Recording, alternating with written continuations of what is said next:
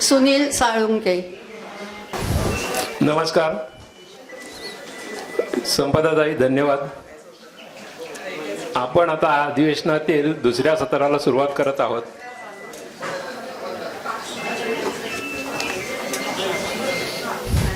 आजच्या दुसऱ्या सत्राचं प्रथम श्री गणेश गोखले यांचे व्याख्यान, त्यानंतर डॉक्टर गायत्री जोशी यांचे व्याख्यान होईल.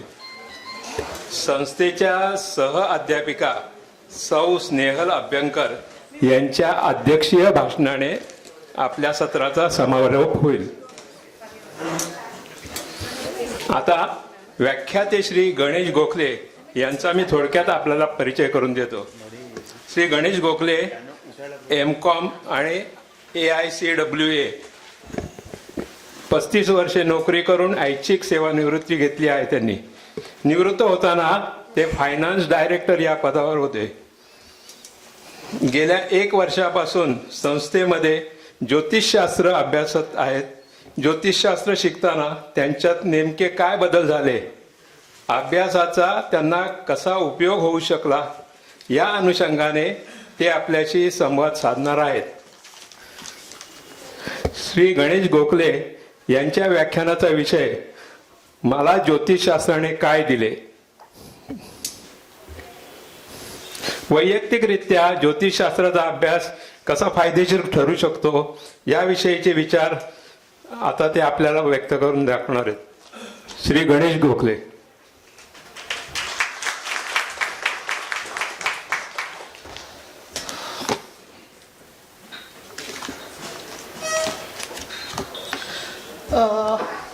सर्वप्रथम गणेशाला वंदन करून, मी माझं नाव गणेश असलं तरी त्या गणेशाला वंदन करून मी माझं पहिलं व्याख्यान द्यायला इथे उभं राहिलं. आणि ते सुद्धा अशा विषयावरती की ज्याला मी त्या याच्यामध्ये पूर्णपणे नौखा आहे. ते करत असताना प्रथम मराठे सरांना वंदन करतो. आणि इथे जमलेले सगळेच जण माझ्यापेक्षा ज्ञानाने भरपूर मोठे आहेत आणि त्यामुळे त्या सगळ्यांना नमन करून मी माझं व्याख्यान सुरुवात करतोय. काही माझ्यात काही त्रुटी राहू नयेत, म्हणजे काही माझे जे विचार जे आहेत ते राहू नयेत म्हणून मी थोडंफार पेपर रिफर करणार आहे, तर त्याबद्दल थोडं क्षमस्व. जसं मी म्हटलं की ज्योतिषशास्त्राच्या जगतात मी खूपच नौखा आहे, त्यामुळे ज्योतिषशास्त्राच्या तांत्रिक बाबीवरती मी काही फारसा बोलू शकणार नाही. पण लग्नातच चंद्र असल्यामुळे मनात बरेच विचार येत होते की अरे हे मी शिकतोय त्याबद्दल काय काय माझ्या आजूबाजूला काय काय गोष्टी घडत आहेत, त्याचा माझ्यावरती कसा परिणाम होतोय आणि मग ते कुठेतरी आपण व्यक्त करावं या निमित्ताने मी ह्या व्याख्यानाचा विषय सिलेक्ट केला आणि सरांनी त्याला लगेच ॲग्री केलं आणि मला इथे बोलायची संधी मिळाली. आता सगळ्यांच्या बाबतीमध्ये असं घडत असेल की रविवार आला की पहिला पेपर घ्यायचा आणि त्या पेपरमधलं भविष्य बघायचं. मराठी पेपरमधलं आधी आणि त्याच्यानंतर इंग्लिश पेपरमधलं. एवढाच काय तो माझा ज्योतिषाशी संबंध होता. आणि ते जर ज्योतिष भविष्य जर चांगलं असेल तर असं वाटायचं की अरे हा आठवडा किंवा हा महिना जो काही असेल तो फार चांगला जाणार आहे. आणि जर वाईट असेल तर मग इग्नोर करायचं, कारण त्यावेळेला यंग होतो, त्यावेळेला एक गुरमी असते की नाही काय होत नाही, असं काय होत नाही, माझ्या बाबतीत मी तरुण जाईन त्याच्यामध्ये. पण हे प्रत्येक वेळेला घडत होतं आणि वाईट असलं तर सोडून देण्याची जी वृत्ती होती ना ती फार चांगली होती, त्यामुळे मी कधी ते मनाला लावून घेतलं नाही. बरं, याआधी पण अनेकदा ज्योतिषांकडे गेलोय, कधी काय अडलं, कुठलं काम अडकलं किंवा जिथे माझं डोकं चालत नाही त्यावेळेला आपण ज्योतिषाकडे जायचं, हा एकच मी रूल ठेवला होता. आणि जेव्हा कधी गेलो त्यावेळेला त्यांनी जर ज्योतिष सांगितलं आणि आपल्याला त्याप्रमाणे झालं तर आनंद वाटायचा, नाही झालं तर एक चेष्टा करून सोडून द्यायचो. एवढाच काय तो आमचा ज्योतिषाशी संबंध होता.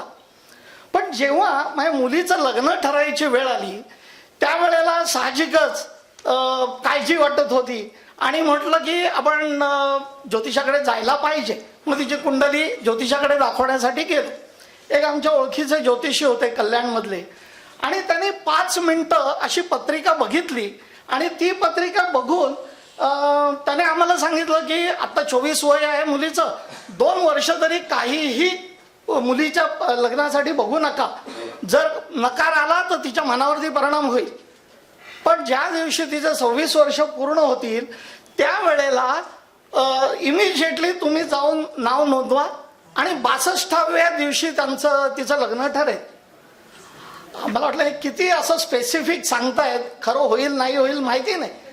आणि त्याच्यात पण आम्हाला क्युरियोसिटी की बाबा मुलगा इथलाच असेल, परदेशी असेल, म्हणजे परदेशात काम करणारा असेल का इथे असेल. मग त्याने सांगितलं की नाही तो प्रोफेशनल असेल आणि इंडियामध्येच भारतामध्येच तो प्रोफेशनल काम करत असेल. आणि त्याने पुढे सांगितलं की तो चार्टर्ड अकाउंटंट असू शकतो किंवा लॉयर असू शकतो. आणि तुम्हाला म्हणजे विश्वास बसणार नाही, 62व्या दिवशी तिचं लग्न ठरलं. म्हणजे 62व्या दिवशी आमच्याकडे त्यांचा होकार आला. मध्ये चालली होती डिस्कशन आणि लिटरली 62व्या दिवशी आला. आणि त्याच्यानंतर म्हणजे तो मुलगा तो चार्टर्ड अकाउंटंट प्लस तो लॉयर पण, म्हणजे तो लॉयरची प्रॅक्टिस करत नाही पण तो चार्टर्ड अकाउंटंट होता.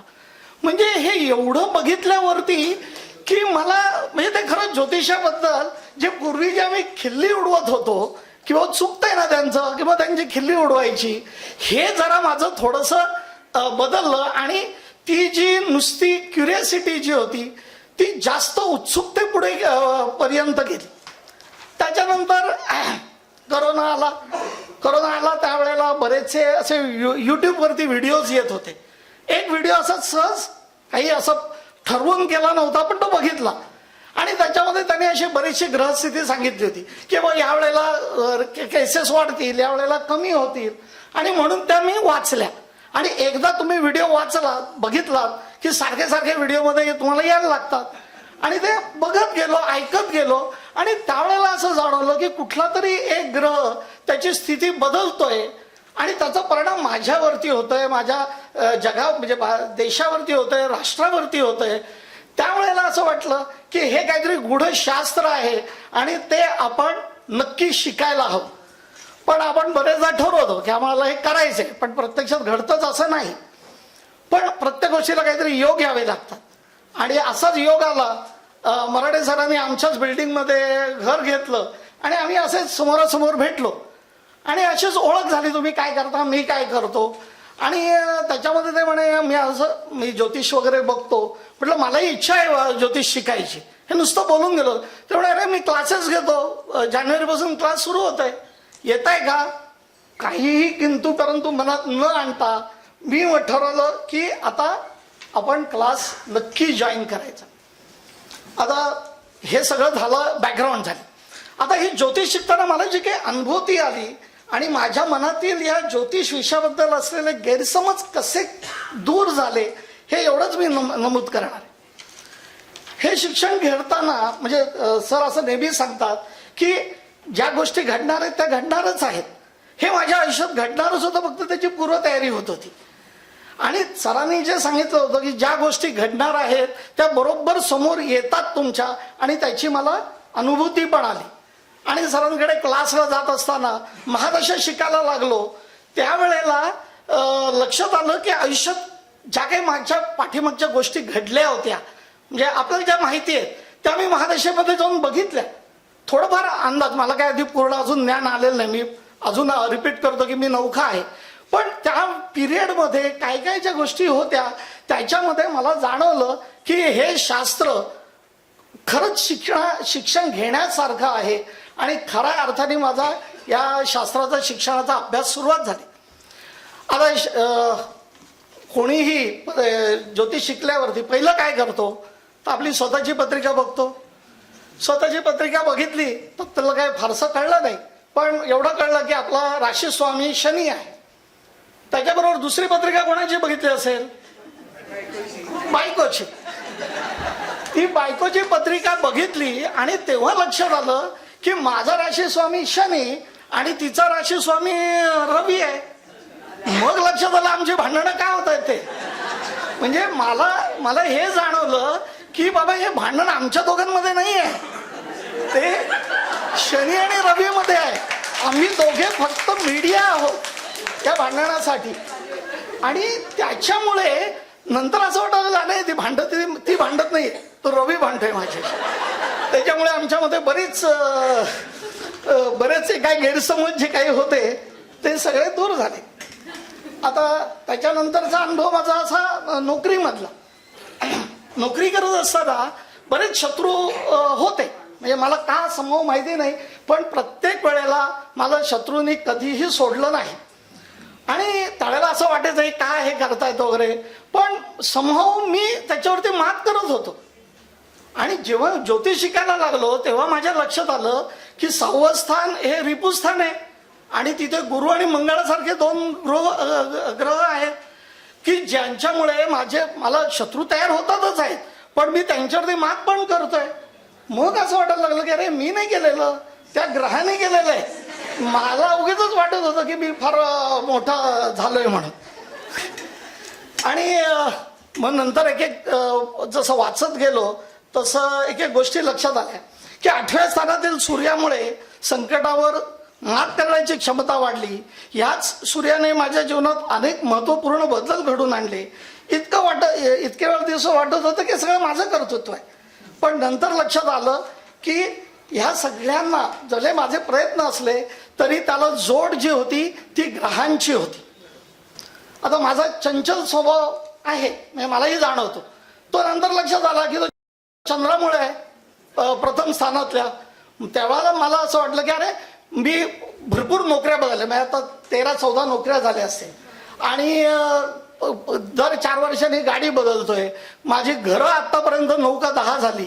त्यावेळेला असं वाटायचं की अरे मी काहीतरी ग्रेट आहे, पण हे नंतर कळलं की माझी चंचलता चंद्रामुळे आलेली आहे. आणि सप्तमातला शुक्र जो होता तो मला या सगळ्याकरता पैसे पुरवत होता. हे गाडी बदल नाही केलं की त्याला पैसा तर हवाच की नाही, तो पैसे पुरवत होता. आणि तुमच्या प्रथम स्थान 2य स्थानामधला शनी ह्याचं सगळं नियोजन करून देत होता. म्हणजे ह्या सगळ्यामध्ये मला असं जाणवलं की माझ्यापेक्षा सुद्धा मला जर ह्या ग्रहांची जर हे जोड नसती तर मला हे कदाचित शक्य झालं नसतं. आणि ग्रह हे माणसांसारखे वागतात असं सरांचं नेहमीचं वाक्य असतं. त्यावेळेला ते ऐकल्यावरती मी ह्या प्रत्येक माणसाकडे त्या अँगलनी बघायला सुरुवात केली. आणि मला असं जाणवलं की जर मी हे नॉलेज आधी घेतलं असतं तर मी माझ्या ऑफिसमधल्या माझ्या हाताखाली काम करणारी जी माणसं होती त्या माणसांकडून चांगल्या पद्धतीने काम करून घेऊ शकलो असतो. त्याचा राशीस्वामी कोणी बघितलं असता, त्याची जी काय पद्धत आहे कामाची आणि त्याला तो कशा पद्धतीत रिॲक्ट करू शकेल ते बघितलं असतं आणि मी त्याला त्याचं काम दिलं असतं.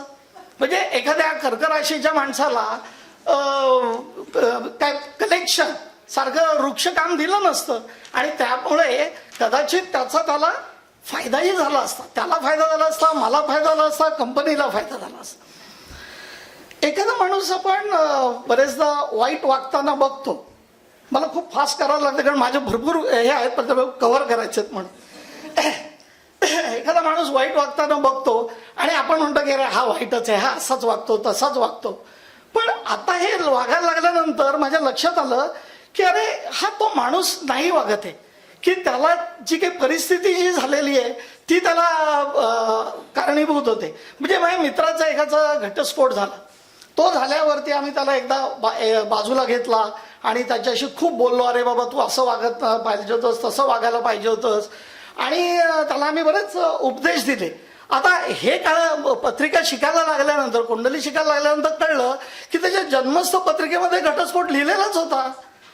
मग जर त्याला दोष न देता आपण जर त्याला समजून घेतलं असतं तर तो जो मित्र माझ्यापासून दूर गेला तो दूर कदाचित गेला नसता. म्हणजे आपण त्याला दोष देण्यापेक्षा त्याच्या पत्रिकेतला जर विचार करायला हवा होता.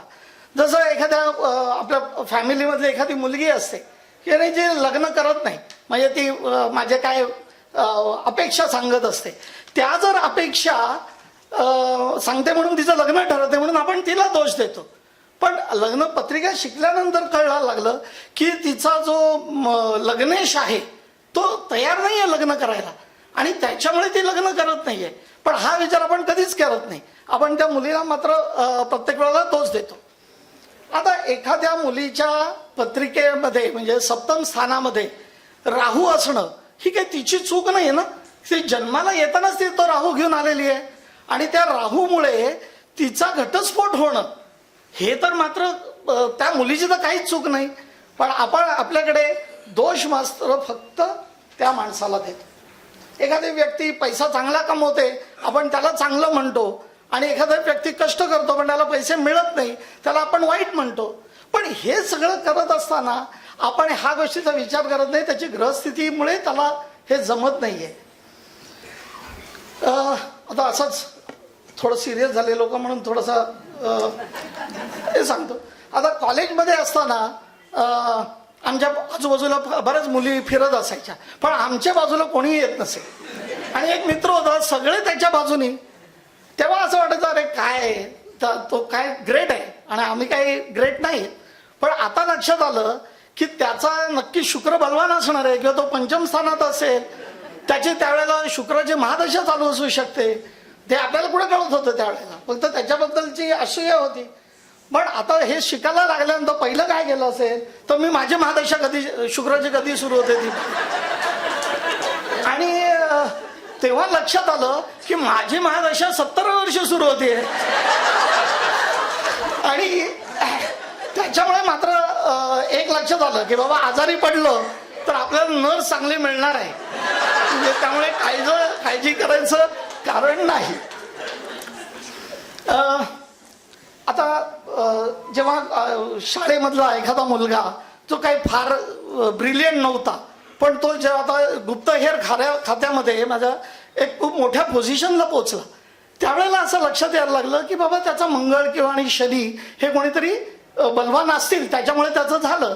एखादा मित्र म्हणजे जो ऍक्च्युली झाला राजकारणामध्ये अगदी फार मोठ्या पोझिशनला गेला सत्शील नेता बनला पहिल्यांदा गुंड प्रवृत्तीचा होता त्यावेळेला त्याचाही शनी बलवान असेल. ह्या गोष्टी आता नंतर कळायला लागल्या आणि मनात यायला लागल्या. जेव्हा भविष्य शिकायला सुरुवात केली आणि जेव्हा पहिली कुंडली सोडवली तेव्हा असं लक्षात आलं असं वाटलं अरे हे काय ह्या 2-4 ग्रह एकमेकांचे जोडायचे हे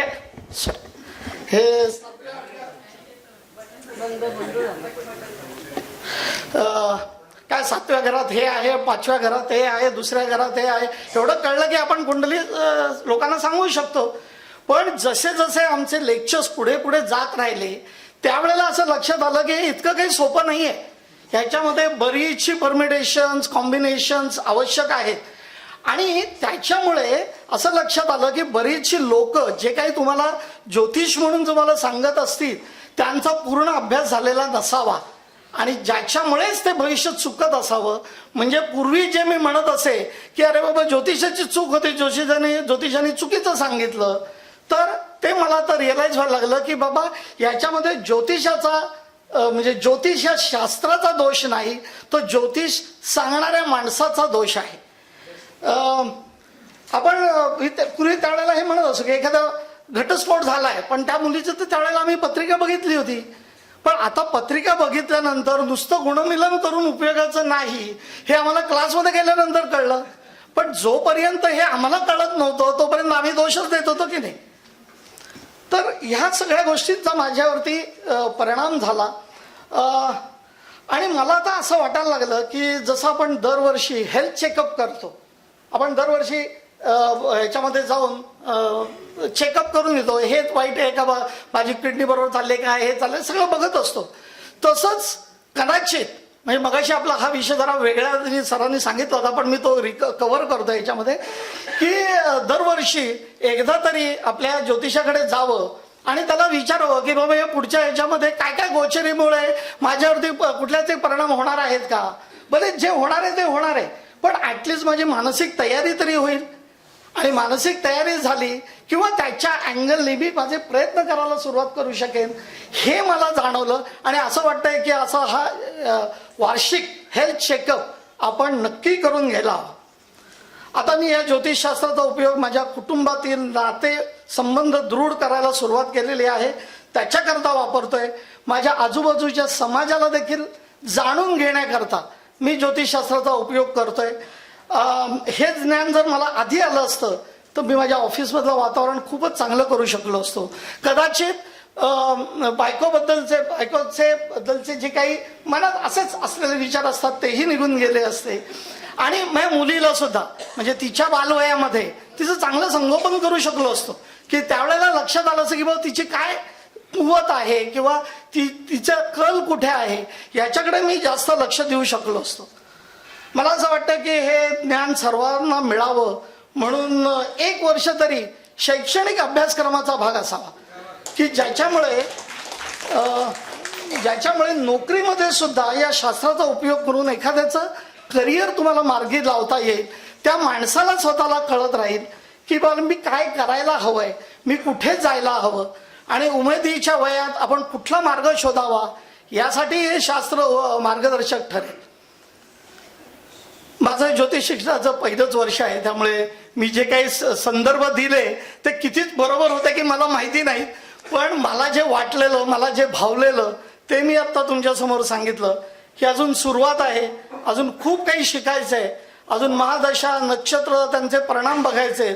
मला वाटतंय ज्ञान घेण्यासाठी हा एक जन्म पुरेसा नाही, त्यामुळे मला ज्योतिष कळतं असं मी म्हणणं खूप धाडसाचंच ठरेल.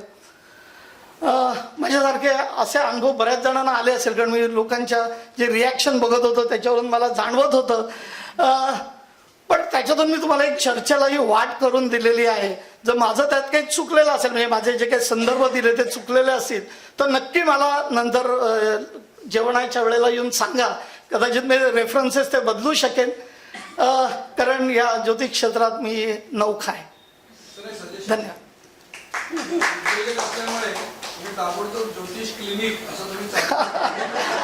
धन्यवाद. पहिलं मी आता रिटायर्डच आहे, त्यामुळे पहिलं हे तुमच्याकडेच घेऊन येतो. धन्यवाद.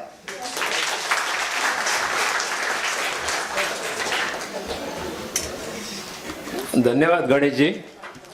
वैयक्तिकरित्या ज्योतिषशास्त्राचा अभ्यास कसा फायदेशीर ठरू शकतो या बाबतीत त्यांचे स्व अनुभव त्यांनी व्यक्त केले, ते निश्चितच तुम्हाला आवडले असतील. आता पुढील व्याख्याते आहेत डॉक्टर गायत्री जोशी, यांचा मी आपणास थोडक्यात परिचय करून देतो. डॉक्टर गायत्री मकरंद जोशी या MD आयुर्वेद असून गेल्या 15 वर्षापासून आयुर्वेद चिकित्सक म्हणून कार्यरत आहेत.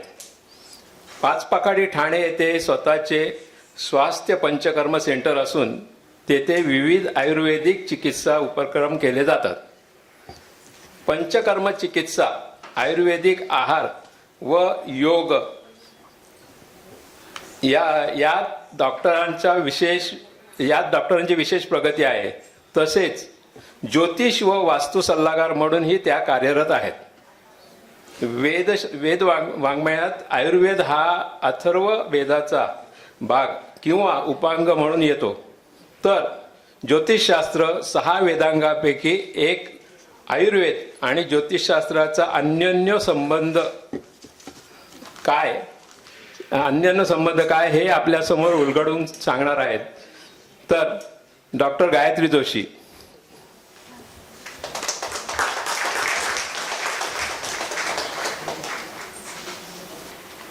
येथे उपस्थित सर्वांना माझा नमस्कार. मी डॉक्टर गायत्री जोशी. मी व्यवसायाने आयुर्वेदिक आणि पंचकर्म चिकित्सक आहे आणि माझ्या व्याख्यानाचा विषय आहे ज्योतिषशास्त्र आणि आयुर्वेद. सर्वप्रथम मला ही संधी दिल्याबद्दल मी प्रथमेश ज्योतिष संस्था, श्री मराठे सर, सौ अभ्यंकर मॅडम आणि सौ साखे मॅडम यांचे मनपूर्वक आभार मानते. मी व्यवसायाने आयुर्वेदिक डॉक्टर असल्याने मागील काही वर्षापासून आयुर्वेद हा माझ्या अभ्यासाचा आणि क्लिनिकल प्रॅक्टिसचा विषय राहिलेला आहे. ज्योतिषशास्त्राविषयी मला कुतूहल होतं, पण त्याचा प्रत्यक्ष अभ्यास मात्र मागील काही काळापासून सुरू झाला. ज्योतिषशास्त्र आणि आयुर्वेद यांचा विचार करताना असं जाणवतं की ही दोन्ही शास्त्र परस्पर पूरक आहेत. आयुर्वेद म्हणजे आयुष्याचं ज्ञान, म्हणून आयुर्वेद हा शरीर, मन, आत्मा आणि इंद्रिय यांचं ज्ञान देतो. तो संपूर्णपणे निसर्गावर आधारित आहे. या सृष्टीतली प्रत्येक सजीव आणि निर्जीव वस्तू ही पंचमहाभूतांनी बनलेली आहे असं आयुर्वेद म्हणतो. ज्योतिषशास्त्रात ज्यांचा अभ्यास केला जातो ते ग्रह, राशी आणि नक्षत्र ही देखील पांचभौतिकच आहेत. आयुर्वेदात सांगितलेले वात, पित्त, कफ हे पंचमहाभूतांनीच बनतात आणि या वात, पित्त, कफांनीच आपलं शरीर आणि मन तयार होतं. याचं प्रमाण प्रत्येक व्यक्तीमध्ये जन्मतःच ठरलेलं असतं आणि त्यालाच प्रकृती असं म्हणतात आणि ती कधीही बदलत नाही. फक्त या वातपित्त कफाच्या कमी अधिक प्रमाणानुसार प्रत्येक व्यक्तीची जडणघडण ही वेगवेगळी असते. म्हणून वात प्रकृतीच्याच दोन व्यक्ती जरी असल्या तरी त्यांचं शरीर, मन आणि स्वभाव हे परस्परांपेक्षा भिन्न असलेले बघायला मिळतात. ज्योतिषशास्त्रातही आपण बघतो की दोन व्यक्तींची रास जरी एकच असली तरी त्यांचे स्वभाव, आवड निवड या गोष्टी वेगवेगळ्या असतात. कारण प्रत्येकाच्या कुंडलीतले ग्रह, नक्षत्र, राशी, त्यांचे योग यांची स्थिती वेगवेगळी असते. म्हणून व्यक्ती तितक्या प्रकृती ही म्हण दोन्ही शास्त्रात लागू पडते. आयुर्वेद म्हणतो प्रकृती बदलता येत नाही, तिच्या गुणदोषांची तीव्रता कमी अधिक करता येते. ज्योतिषशास्त्राचंही असंच आहे. जातकाच्या कुंडलीतली ग्रहस्थिती बदलत नाही, पण ज्योतिषशास्त्राच्या योग्य मार्गदर्शनामुळे सकारात्मक गोष्टींची परिणामकारकता वाढवता येते आणि नकारात्मक गोष्टींची तीव्रता कमी होण्यास मदत होते. मनुष्याचा जन्म हा धर्म, अर्थ, काम आणि मोक्ष या चतुर्विध पुरुषार्थासाठी झालेला आहे. म्हणून ज्योतिषशास्त्रात धर्म त्रिकोण, अर्थ त्रिकोण, काम त्रिकोण आणि मोक्ष त्रिकोण याची विशिष्ट स्थानं पत्रिकेत सांगितलेली आहेत आणि त्याच्यात जे अडथळे येतात ते ज्योतिषशास्त्राच्या योग्य मार्गदर्शनाने दूर होऊ शकतात. आयुर्वेद असं म्हणतो की या चतुर्विध पुरुषार्थ प्राप्तीचं मूळ साधन आहे उत्तम आरोग्य आणि ते जर बिघडलेलं असेल तर ह्या पुरुषार्थ प्राप्तीमध्ये त्रास होतो आणि आरोग्य टिकावं यासाठीच आयुर्वेद आपल्याला मदत करतो. एकूणच काय तर ज्योतिषशास्त्र आणि आयुर्वेद हे दोन्ही शास्त्र परस्परांना पूरक आहेत. आयुर्वेदात जी दैवव्यपाश्रय चिकित्सा सांगितली आहे ती ज्योतिषशास्त्रात साधना आणि उपासना सांगितलेली आहे. उदाहरणार्थ विविध मंत्रांचं पठण करणं, रत्नधारण करणं, इष्टदेवतेचं पूजन करणं, होम हवन, प्रायश्चित्त, उपवास, व्रत, स्तोत्रपठण या सगळ्याचा उल्लेख दोन्ही शास्त्रांमध्ये आहे. आयुर्वेदाचं वैशिष्ट्य असलेली पंचकर्म चिकित्सा तेथेही असे अनेक संदर्भ बघायला मिळतात. उदाहरणार्थ रुग्णाला पंचकर्म चिकित्सा करताना त्याला शुभ असलेला दिवस, तिथी, नक्षत्र हे पाहावं. औषधी वनस्पतींचा संग्रह करताना मंगल देवता पूजन, व्रत, उपवास इत्यादी करावं.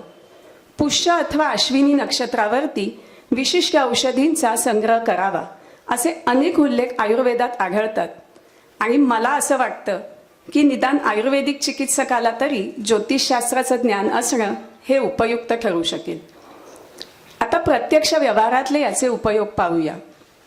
आम्ही आयुर्वेदिक डॉक्टर दर महिन्याला पुष्य नक्षत्रावरती लहान मुलांना सुवर्णप्राशन संस्कार करतो.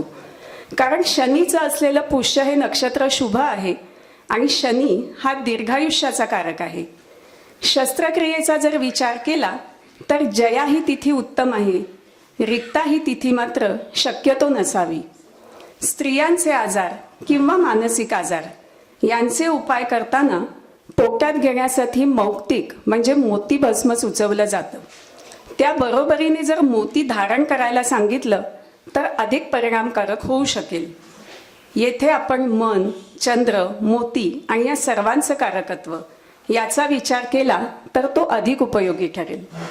ज्योतिषशास्त्रात प्रत्येक नक्षत्राचा आराध्य वृक्ष सांगितलेला आहे. उदाहरणार्थ अश्विनी नक्षत्राचा आराध्य वृक्ष आहे कुचला.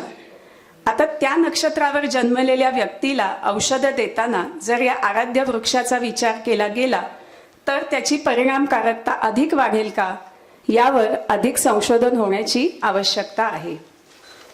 पत्रिकेतलं लग्नस्थान म्हणजे स्वतः जातक, लग्नातल्या राशी, ग्रह याच्यावरून जातकाची देह आणि मानस प्रकृती, त्याची जीवनशक्ती, त्याची प्रतिकार क्षमता याचा अंदाज येतो. षष्ठ स्थान अर्थात रोगस्थान, यावरून आजाराची सुरुवात, आजाराचं स्वरूप याचा अंदाज येतो. आणि षष्ठाचं षष्ठ म्हणजे एकादश अर्थात लाभस्थान, आजाराची पूर्तता, त्याची तीव्रता किंवा आजाराचं गांभीर्य हे या एकादश स्थानावरून कळतं. षष्ठ स्थान दूषित असल्याचं जर वेळीच लक्षात आलं तर त्यासाठी वेळेवर काही औषध योजना, मंत्रपठण इत्यादी उपाय सुरू करता येतील आणि आजाराला प्राथमिक अवस्थेतच आटोक्यात आणण्याची शक्यता वाढेल. त्यासाठी एकादश स्थानावरून व्यक्त होणारं रोगाचं गंभीर स्वरूप दिसेपर्यंत वाट बघत बसण्याची आवश्यकता राहणार नाही. पत्रिकेतलं अष्टम स्थान अर्थात मृत्यूस्थान, मृत्यू समान वेदनादायी आजार किंवा दीर्घ मुदतीचे आजार या स्थानावरून कळतात. डॉक्टरांना हा अंदाज जर वेळेवर आला तर कॅन्सरसारख्या दुर्धर आजारात रुग्ण आणि नातेवाईक यांचं योग्य समुपदेशन करणं डॉक्टरांना शक्य होईल. 12वं स्थान अर्थात व्ययस्थान, भविष्यात जर हॉस्पिटलायझेशन किंवा ऑपरेशनशी संबंधित काही खर्चाची शक्यता या स्थानावरून जाणवली तर जातकाला घाबरवून न सोडता पण संयतपणे योग्य आर्थिक नियोजनाचा सल्ला देणेही शक्य होऊ शकेल. आम्ही अत्याधुनिक विचारांचे आहोत असं म्हणणारे सिझेरियनची वेळ आली की मुहूर्त बघतात आणि आम्ही अत्याधुनिक शास्त्राचे डॉक्टर आहोत असं म्हणणारे गायनॉकॉलॉजिस्ट सुद्धा आपल्या व्यवसायाचा भाग म्हणून का होईना पण रुग्ण सांगेल त्या वेळेत सिझेरियन करतात. यावरून सुज्ञांनी योग्य तो बोध घ्यावा. आयुर्वेदाचा एक प्रमुख ग्रंथ आहे सुश्रुत संहिता. यात एक अत्यंत समर्पक सूत्र आहे आणि आम्हा वैद्यवर्गाला ते नेहमीच मार्गदर्शक राहिलेलं आहे. एकम शास्त्रम अधियानु न विद्यात शास्त्र निश्चयम तस्मात बहुश्रुतशास्त्रम विजानीयात चिकित्सकः. केवळ एकाच शास्त्राचे अध्ययन शास्त्रांचा विचार करताना मला सुचलेल्या काही काव्यपंक्ती आहेत, त्याने मी आजच्या व्याख्यानाचा समारोप करते.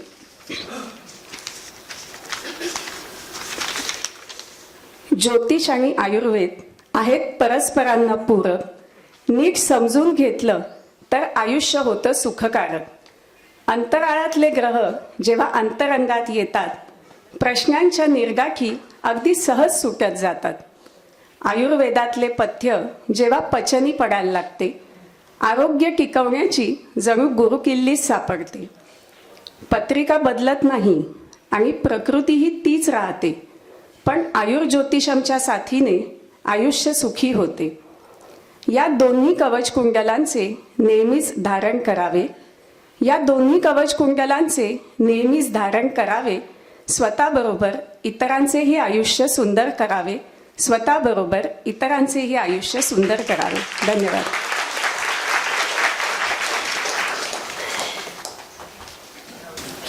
श्री परेश साळके यांचा मराठे सर आता सत्कार करतील. मराठे सरांचा सत्कार करतात ते.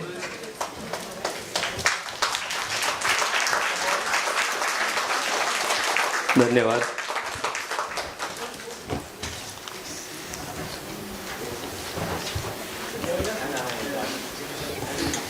हे माझी सोसायटी सध्या रिडेव्हलपमेंटला गेलेली आहे.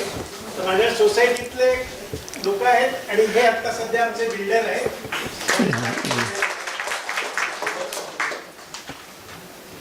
एक म्हणजे कौतुक करायला म्हणून ते आलेले आहेत.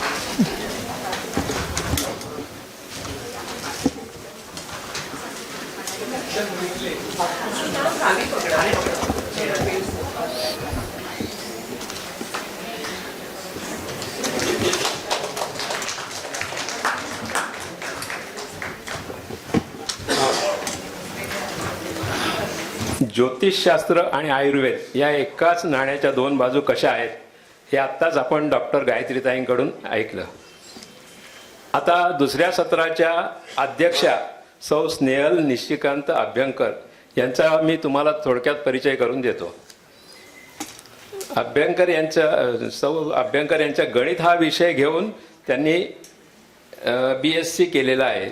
गणित हा विषय असल्याने ज्योतिषातील गणितीय विषयाची त्यांना विशेष आवड असून तो विषय शिकवण्यात त्यांचा हातखंडा आहे. त्यांनी मगाशी मनोगतामध्ये सुद्धा व्यक्त केलं. दीर्घायू वैयक्तिक जीवनासाठीचे ग्रहयोग याविषयी संशोधन करून ज्योतिष विशारद ही पदवीधर, तर पदवी शिक्षणातील अपयश या विषयात संशोधन करून ज्योतिष भास्कर ही पदवी त्यांनी प्राप्त केली आहे.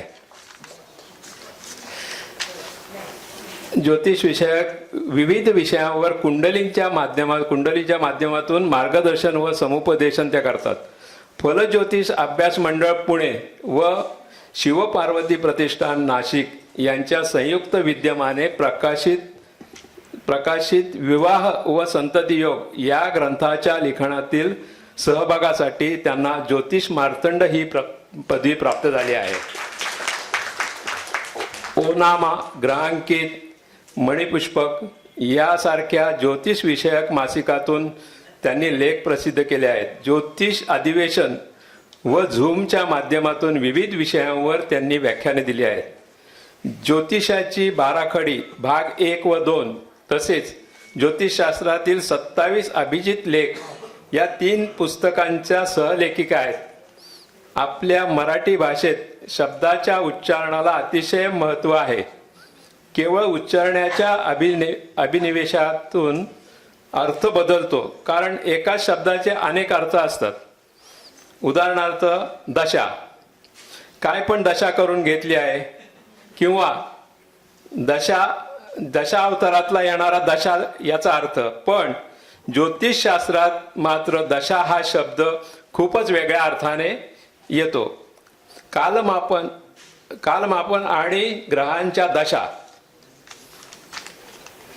कालनिर्णयासाठी दशा विचार कसा केला जातो हे जाणून घेण्यासाठी अध्यक्षीय व्याख्यानातून सौ स्नेहल अभ्यंकर यांचा आजचा व्याख्यानाचा विषय आहे कालनिर्णय दशा विचार.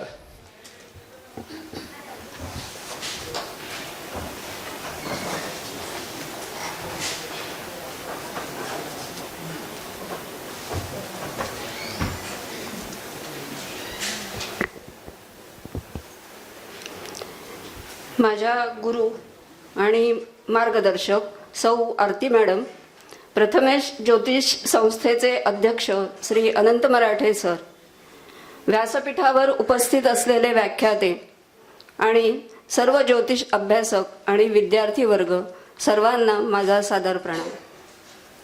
सुरुवातीला या सत्राची अध्यक्षा या नात्याने आत्ता ज्या 2 व्याख्यात्यांनी त्यांची व्याख्यानं आपल्या समोर दिली त्यांचं मी मनपूर्वक अभिनंदन करते.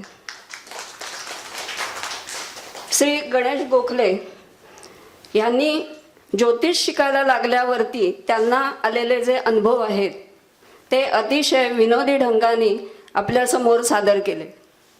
तसंच प्रत्येक घटनेकडे किंवा आपल्या संपर्कात येणाऱ्या प्रत्येक व्यक्तीकडे बघण्याचा जो दृष्टिकोन आहे तो कसा आपल्या अभ्यासाने बदलतो हे पण त्यांनी त्यांच्या अनुभवातून सांगितलं. तसंच त्यांचं व्याख्यान ऐकताना ते किती वेळा जरी म्हणाले की मी नवखा आहे, तरी ऐकताना त्यांच्या शास्त्राचा अभ्यास आणि त्यांचं व्याख्यान हे काही नवखं वाटलं नाही. नंतर गायत्री जोशी यांनी ज्योतिष आणि आयुर्वेद ह्या विषयावरती त्यांचे विचार मांडले आणि त्यातून त्यांनी ज्योतिष आणि आयुर्वेद ह्यांच्यामधली साम्यता आणि दोघांची परस्पर पूरकता कशी आहे हे छान पद्धतीने आपल्या समोर विशद केलं. त्यासाठी त्या दोघांचंही पहिल्यांदा कौतुक करते. आणि आता माझ्या विषयाकडे वळते. कालनिर्णय हा फलज्योतिषातला अतिशय महत्त्वाचा असा भाग आहे. जातकाच्या लग्न कुंडलीवरून, त्याच्या कुंडलीत असलेल्या ग्रहस्थितीवरून आपल्याला त्या जातकाला कोणत्या भावांची फलितं मिळणार आहेत आणि त्या फलिताचं स्वरूप काय असेल किंवा त्याचं प्रमाण काय असेल ह्याचा एक अंदाज आपल्याला ज्योतिषी म्हणून येत असतो. परंतु या संबंधीचा जो फलकाल आहे, म्हणजे ती फलितं कधी मिळणार हे समजून घेणं, निश्चितपणे समजणं हे जातकाच्या दृष्टीने जास्त महत्त्वाचं असतं. कारण आपल्याकडे आलेला प्रत्येक जातक हा त्याचा आत्ताचा काळ कसा आहे किंवा माझा भविष्य काळ कसा जाणार आहे किंवा कधी कधी माझी आयुष्यातली ही वर्ष कशी असणार आहेत हे जाणून घेण्यासाठी उत्सुक असतो. आणि मग हाच जो कालनिर्णय आहे तो करण्याच्या अनेकानेक पद्धती आपल्या शास्त्रामध्ये सांगितलेल्या आहेत. यातलीच एक महत्त्वाची पद्धत म्हणजे दशा पद्धती. पराशर होराशास्त्रामध्ये तर 42 प्रकारच्या दशा सांगितलेल्या आहेत. असं जरी असलं तरी ती प्रत्येक पद्धत ही स्वतंत्र आहे. पण सध्या मात्र आपल्याला ह्या एवढ्या दशांपैकी केवळ 3 दशा पद्धती या जास्त प्रचलित असलेल्या जाणवतात किंवा दिसतात. त्या आहेत योगिनी, अष्टोत्तरी आणि विंशोत्तरी. या ज्या सगळ्या दशा आहेत त्या तुमच्या चंद्र नक्षत्रावर आधारलेल्या असतात. आता योगिनी दशा पद्धती आहे त्यामध्ये 24 नक्षत्रांचा विचार केला आहे आणि त्यात 8 योगिनी देवता मानलेल्या आहेत. आणि ह्या योगिनी देवतांची जी नावं आहेत त्या नावांनीच दशांचा उल्लेख केलेला आपल्याला आढळतो. तर अष्टोत्तरी दशा पद्धतीमध्ये नक्षत्र संख्या आहे 28 आणि माणसाचं आयुष्य हे 108 वर्ष धरून हा जो वर्षकाल आहे तो रवी ते शनी आणि राहू या ग्रहांमध्ये विभागून दिलेला आहे. तर विंशोत्तरीमध्ये नक्षत्र संख्या 27 धरलेली आहे आणि माणसाचं आयुष्य हे 120 वर्ष धरून रवी ते शनी आणि राहू केतू या 9 ग्रहांमध्ये या दशाकालाची विभागणी केलेली आपल्याला दिसते. आता या 3ही दशा पद्धतींपैकी विचार केला तर जास्त वापरात असलेली आणि जास्त अनुभवास येणारी जर कोणती पद्धती असेल तर ती विंशोत्तरी दशा पद्धती आहे. आणि म्हणूनच कालनिर्णयासाठी आपण इथे विंशोत्तरी दशा पद्धतीचाच विचार करणार आहोत. आता ह्या ज्या सगळ्या दशा आहेत त्या जातकाच्या आयुष्यातल्या विशिष्ट घटनेचा फलदायी काल कोणता असेल हे ठरवतात. त्याचप्रमाणे जातकाचा विशिष्ट दशाकाळ कसा असेल याचाही अंदाज देतात. असं जरी असलं तरी विशिष्ट घटना नक्की कधी घडणार हे ठरवतात गोचरीचे ग्रह. गोचरीचे ग्रह हे तुमच्या घटनेची नक्की वेळ दर्शवतात. आपल्याला माहिती आहे की काळ आणि वेळ एकत्र आल्याशिवाय कोणतीच घटना घडत नाही. म्हणूनच कोणताही कालनिर्णय करताना आपल्याला जर दशा आणि गोचर यांची एकत्र सांगड घालता आली तर आपला कालनिर्णय हा जास्त अचूकतेकडे जाऊ शकतो. तर गोचर ही पण कालमापनातलीच एक महत्त्वाची पद्धत आहे. असं जरी असलं तरी आत्ता मात्र आपण दशांचाच विचार इथे करणार आहोत. आता ह्या ज्या सगळ्या महादशा जसं आधी म्हटलं त्याप्रमाणे तुमच्या जन्म नक्षत्रावर आधारलेल्या असतात. म्हणजे जन्मतः तुमचा चंद्र ज्या नक्षत्रात असतो त्या नक्षत्र स्वामी ग्रहापासून तुमच्या जीवनातल्या महादशांचा क्रम हा सुरू होतो. म्हणजे एखाद्याचं जन्म नक्षत्र अश्विनी असेल तर त्याचा नक्षत्र स्वामी आहे केतू. मग त्या व्यक्तीला केतूपासून महादशांचा क्रम सुरू होतो. अर्थात कोणत्या ग्रहानंतर कोणत्या ग्रहाची महादशा येणार हा क्रम ठरलेला असतो. प्रत्येक महादशेचा काळ हा बराच मोठा असतो. म्हणजे अगदी कमीत कमी काल असलेला रवी ग्रह त्याला सुद्धा 6 वर्ष दिलेली आहेत. तर जास्तीत जास्त दशाकाल असलेला ग्रह शुक्र त्याला 20 वर्ष दिलेली आहेत. मग एवढ्या मोठ्या काळाचा जर आपल्याला निर्णय घ्यायचा असेल तर त्यात सुलभता यावी यासाठी ह्या महादशा कालाचा परत विभागणी केली जाते आणि ती 9 ग्रहांमध्येच केली जाते. आणि प्रत्येक विभागाला अंतर्दशा असं म्हटलेलं आहे. आणि प्रत्येक महादशेमध्ये पहिली अंतर्दशा ही त्याच ग्रहाची असते आणि दशांचा क्रम हा पण ठरलेला असतो.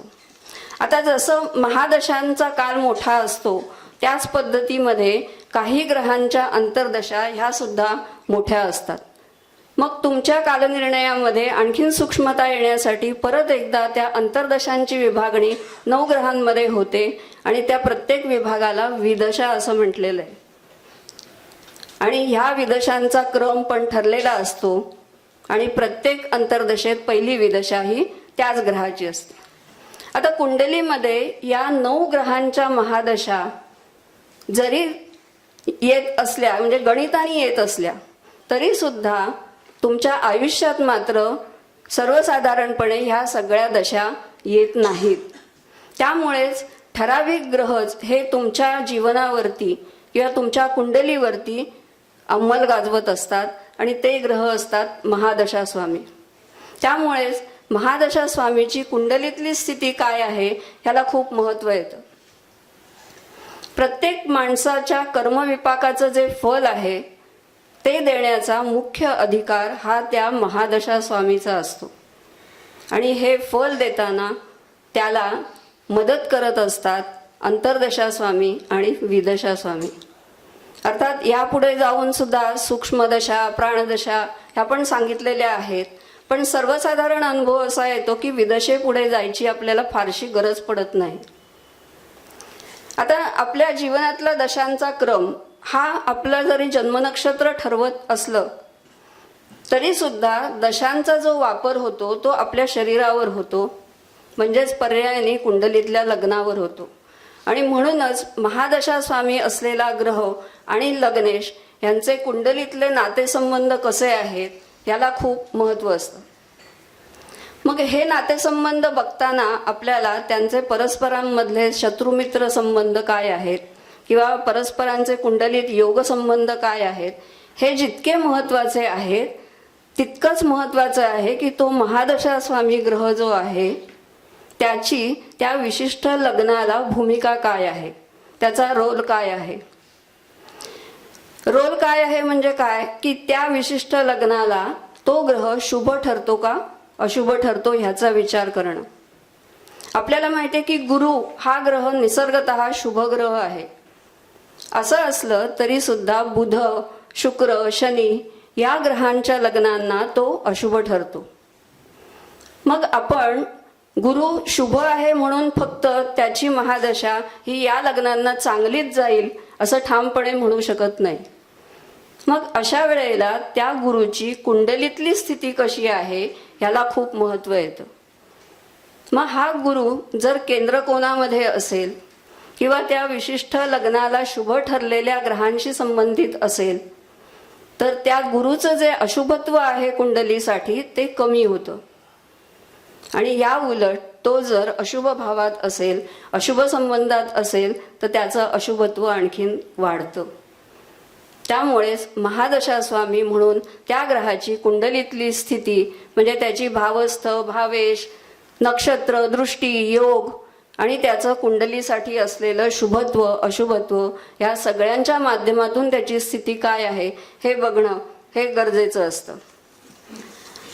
आता महादशा स्वामीचा लग्नेशाशी असलेल्या योगांचा विचार हा कालनिर्णयापेक्षा सुद्धा त्या विशिष्ट काळाची आणि त्या काळात घडणाऱ्या घटनेची सहजता कशी आहे हे बघण्यासाठी जास्त उपयुक्त असतो. मग आता लग्नेशाचा ज्या ग्रहांशी नवपंचम योग होतो लाभयोग होतो अशा ग्रहांच्या महादशा सर्वसाधारणपणे चांगल्या जातात. लग्नेशापासून 2, 7, 12 ह्या स्थानातले जे ग्रह असतात त्यांचा महादशा कालावधी हा त्रासदायक जातो. मग या काळामध्ये जातकाला अवघडले पण येऊ शकतं किंवा त्याचा कोंडमारा होऊ शकतो. मग अशा काळामध्ये त्याला मोठे सावधपणे पावलं टाकावी लागतात. लग्नेशापासून अष्टम स्थानातल्या ग्रहांच्या महादशा ह्या तर प्रतिकूल वातावरण तयार करतात आणि परिस्थितीशी झुंजायला लावतात. तर व्ययातल्या ग्रहांच्या महादशा ह्या तुम्हाला मनाविरुद्ध काम करायला वागायला भाग पाडतात. आता षष्ठ स्थान तुम्हाला माहिती आहे की ते अशुभ स्थान आहे. असं असलं तरी ती एक उपचय स्थान आहे. त्यामुळे तुम्हाला सतत कार्यरत ठेवणारं तुमच्या जीवनातल्या प्रगतीसाठी तुम्हाला प्रयत्न कष्ट करायला लावणारं स्थान आहे. त्यामुळेच हे स्थान आपल्याला लग्नेशापासून 6व्या स्थानातल्या ग्रहांच्या महादशांचा विचार करताना त्या काळामध्ये जातकामध्ये शत्रूवर मात करण्याची किंवा कष्ट करण्याची ही क्षमता जातकामध्ये निर्माण होते. त्यामुळे फारसं ते अशुभ ठरत नाही. लग्नेशापासून 4थं स्थान केंद्रयोग दाखवतं. त्यामुळे साहजिकच त्या स्थानातल्या ग्रहांच्या महादशा आल्या तर त्या काळात जातकाला संघर्ष करावा लागतो. आता प्रत्येक ग्रहाचा महादशा स्वामी म्हणून जेव्हा विचार करतो तेव्हा त्याच्या नैसर्गिक कारकत्वाला पण खूप महत्त्व दिलेलं आहे. त्यामुळे जेव्हा एखाद्या विशिष्ट ग्रहाची महादशा सुरू होते आणि तो ग्रह जर कुंडलीमध्ये रवी, चंद्र, लग्न यांच्याशी संबंधित असेल तर त्या कालावधीमध्ये जातकामध्ये त्याच्या स्वभावात, त्याच्या व्यक्तिमत्वात किंवा त्याच्या आवडीनिवडीत काही बदल होताना आपल्याला जाणवतात. आणि हे बदल त्या ग्रहाच्या कारकत्वानुसार आहेत असं आपल्याला लक्षात येतं. आता प्रत्येक ग्रहाची अनेक कारकत्व सांगितलेली आहेत, पण कोणतं कारकत्व नक्की त्या काळामध्ये विकसित होईल हे बघताना त्या ग्रहाची राशीगत स्थिती काय आहे याला महत्त्व येतं. मग जेव्हा एखाद्या गोष्टीसाठी तो ग्रह आणि त्याची रास हे परस्परांना पोषक असतात तेव्हा ते त्या ग्रहाचं कारकत्व हे विकसित होतं. दशास्वामी ग्रहाला राशीबळ आहे की नाही हे पण पाहणं गरजेचं आहे. म्हणजेच तो ग्रह जर शत्रू राशीत असेल, नीच राशीमध्ये असेल, अशुभ संबंधात असेल तर त्याचं फलित हे आपण चांगलं अपेक्षू शकत नाही. जशी त्याची राशीगत स्थिती महत्वाची आहे तशीच त्याच्या राशीस्वामीची स्थिती पण महत्वाची आहे. कारण जेव्हा एखादा ग्रह स्वतःच्या राशीत असतो तेव्हा तो नक्कीच बलवान असतो, पण जेव्हा तो दुसऱ्या ग्रहाच्या राशीत असतो म्हणजे अगदी त्याच्या उच्च राशीत असला तरी ती दुसऱ्या ग्रहाची रास असते, मग त्याचा राशीस्वामी जर चांगल्या स्थितीमध्ये असेल तर त्या ग्रहाचं राशीबळ वाढतं आणि मग आपल्याला फलिताची अपेक्षा ठेवता येते. त्यामुळेच त्याची राशीगत स्थिती आणि त्याच्या राशीस्वामीची स्थिती ही महत्त्वाची होते. तसंच या स्थितीवरून आपल्याला त्याच्या दशेमध्ये किती चढ उतार होतात हे आपल्याला समजू शकतं. आता ज्या पद्धतीने आत्ता आपण महादशा स्वामीचा विचार केला त्याच पद्धतीने अंतर्दशा स्वामीचाही विचार करायचा आहे. आणि हे बघताना परत एकदा अंतर्दशा स्वामीची कुंडलीतली स्थिती, त्याचे महादशा स्वामीशी असलेले संबंध ह्या सगळ्याचा आपल्याला विचार करायचा आहे. अंतर्दशा स्वामी ज्या भावात असतो किंवा ज्या भावाचा स्वामी असतो त्या भावासंबंधी त्याच्या अंतर्दशेमध्ये आपल्याला फलितं मिळतात. पण ही फलितं कशी मिळणार, काय पद्धतीने मिळणार याचा विचार करताना परत एकदा महादशा स्वामी आणि अंतर्दशा स्वामी यांचे नातेसंबंध विचारात घ्यावेच लागतात. आता दोन्ही दशास्वामी जर समानधर्मी असले तर त्यांचं दोघांनी दर्शवलेलं जे कार्य आहे ते त्यांच्या दशेमध्ये चांगल्या पद्धतीने विकसित होईल. म्हणजे शुक्र आणि चंद्र हे 2 ग्रह आपल्याला माहिती आहेत की प्रापंचिक सुख, सांसारिक सुख देणारे ग्रह आहेत, त्यासाठी ते समानधर्मी आहेत. गुरु आणि बुध हे दोघेही ग्रह शिक्षणासाठी समानधर्मी आहेत. मग अशा वेळेला त्यांच्या परस्परांच्या दशा अंतर्दशा असतील त्या काळात ते त्यांच्या कार्यासाठी फलदायी ठरणारे असतात. त्यामुळे ह्याचा विचार पण आवश्यक असतो. पण समानधर्मी असून सुद्धा त्यांना जर स्थानबळ नसेल, राशीबळ नसेल तर मात्र त्या दशा त्रासदायक जातात किंवा त्यांची फलितं हवी त्या प्रमाणात आपल्याला मिळत नाहीत. तीच गोष्ट विरुद्धधर्मी ग्रह किंवा पापग्रहांच्या दशा असतील तर त्यामध्ये मात्र अडचणी येण्याची शक्यता आपल्याला सांगता येते.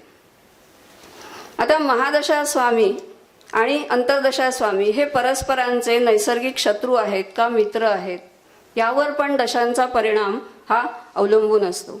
जेव्हा परस्पर विरोधी ग्रहांच्या दशा अंतर्दशा असतात किंवा जे विरुद्धधर्मी पापग्रह आहेत त्यांच्या दशा अंतर्दशा असतात तेव्हा त्यांच्या काळामध्ये आपल्याला आव्हानांना तोंड द्यावं लागतं, वेगवेगळे चॅलेंजेस निर्माण होतात.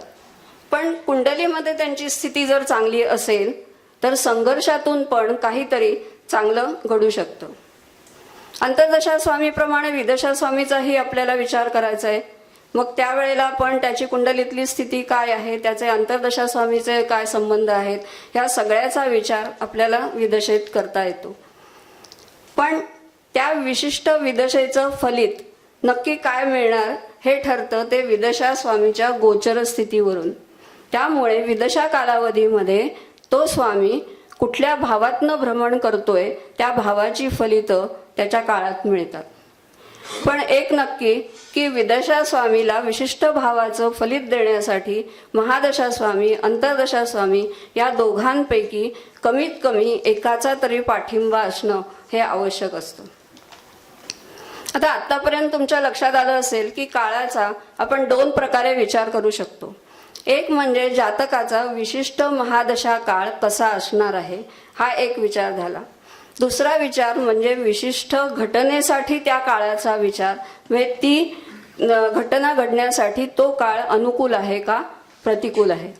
मग हा विचार करताना ती विशिष्ट घटना दर्शवणारा भाव हा प्रमुख ठरतो.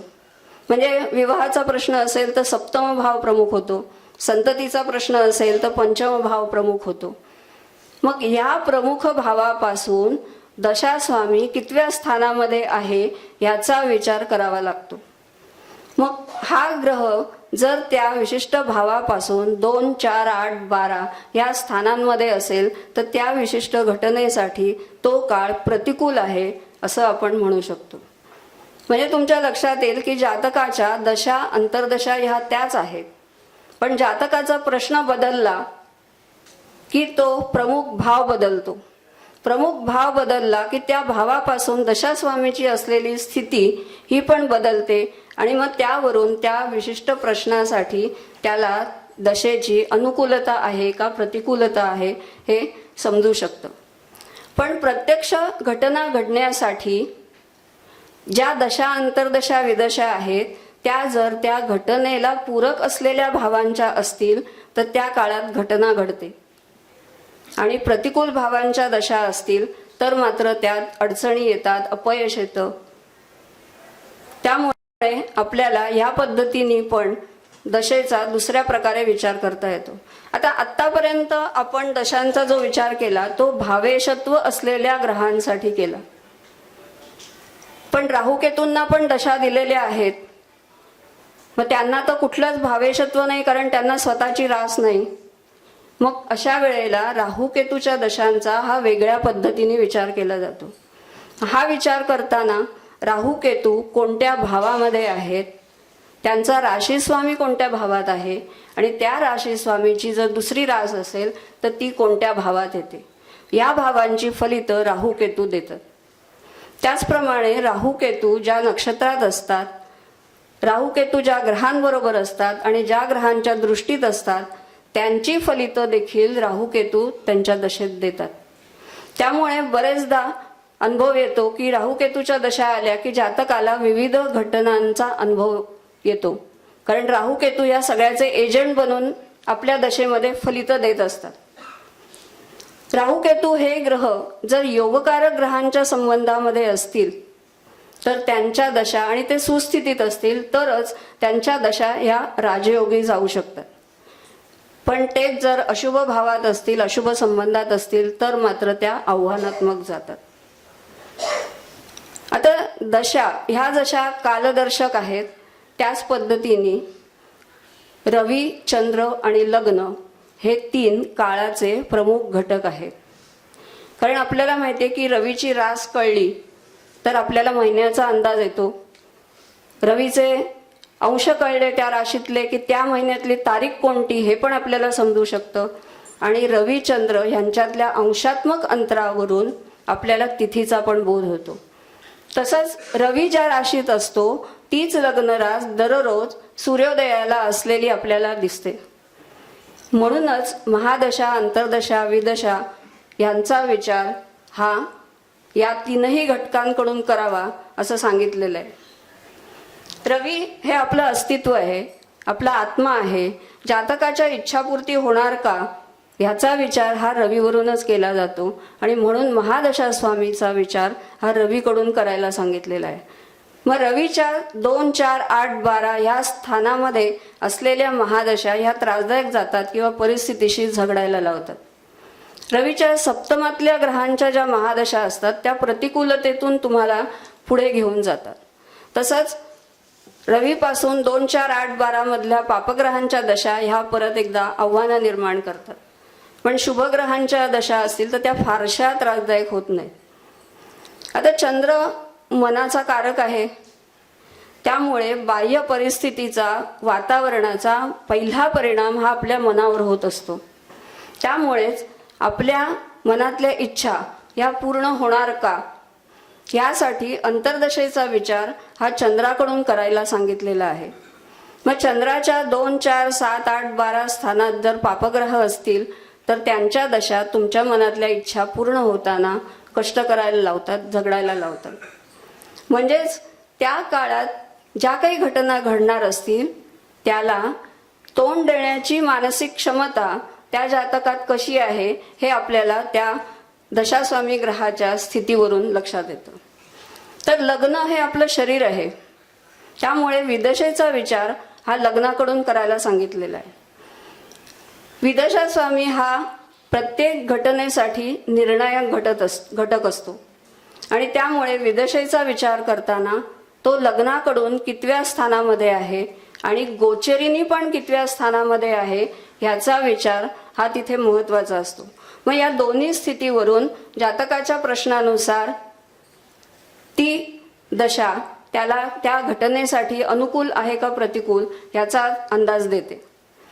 जेव्हा विदशा स्वामी गोचरीनी लग्नाकडून 2, 4, 8, 12 स्थानात असतो तेव्हा तो काळ त्या घटनेसाठी त्याला प्रतिकूल जातो. म्हणजे अशा पद्धतीने जर आपण दशांचा सगळा विचार केला, अर्थात त्याला गोचरीच्या ग्रहांची अनुकूलता प्रतिकूलता आहे की नाही हे पण बघून जर आपण यांचा विचार केला तर आपल्याकडे आलेल्या जातकाला त्याच्या चालू काळाचा किंवा पुढच्या काळाचा अंदाज देऊन सतर्क करता येतं. आणि ज्योतिषी म्हणून आपली ही नक्कीच जबाबदारी आहे.